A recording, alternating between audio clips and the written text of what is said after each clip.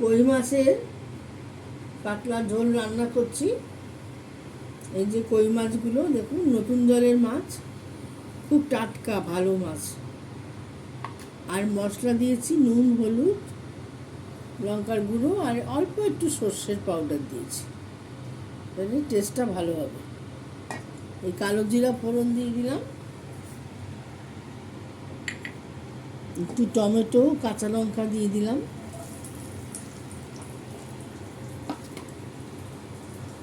আর এই আলুগুলো দিয়ে দিচ্ছি।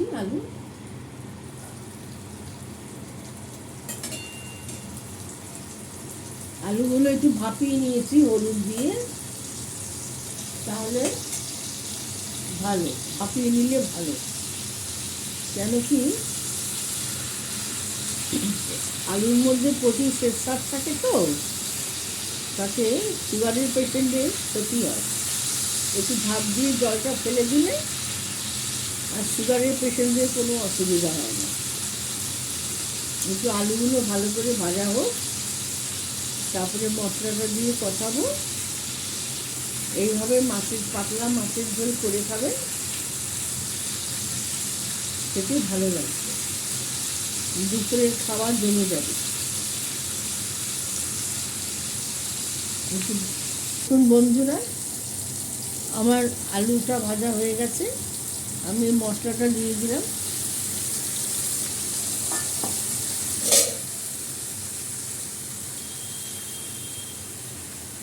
মশলাটা কষানো হোক, কি সুন্দর হচ্ছে, রংটাও কি সুন্দর এসছে।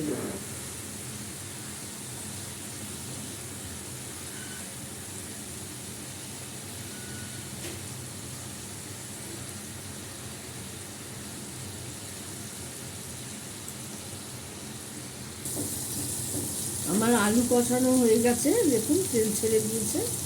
আমি একটু সিদ্ধ হওয়ার জন্য জল দিয়ে দিলাম।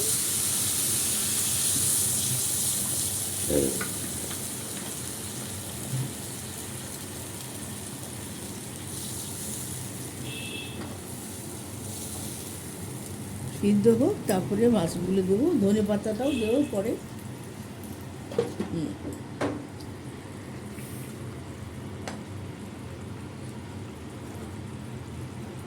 দেখুন বন্ধুরা, আমার মাছের ঝোল হয়ে গেছে, কি সুন্দর ফুটছে, রংটাও ভালো হয়েছে। ধনে পাতা দিয়ে দিলাম।